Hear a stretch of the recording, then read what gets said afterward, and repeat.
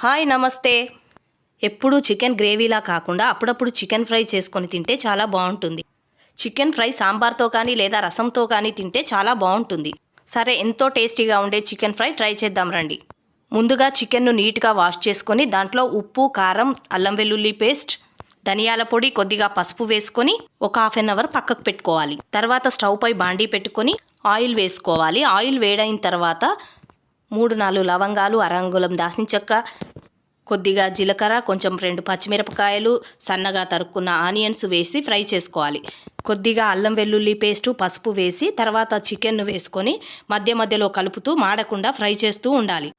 కొంతమంది పెరుగు కూడా వేస్తారండి. పెరుగు ఆప్షనల్, ఇష్టం ఉంటే వేసుకోవచ్చు, లేకపోతే లేదు. తర్వాత కొద్దిగా వాటర్ వేసి కొద్దిసేపు ఉడకనివ్వాలి. వాటర్ మొత్తం ఎగిరిపోయే వరకు ఫ్రై చేయాలి. చివరిగా కొద్దిగా గరం మసాలా, కొత్తిమీర వేసి దించేసుకుంటే అయిపోతుంది. ఎంతో టేస్టీగా ఉండే చికెన్ ఫ్రై రెడీ అయిపోయింది.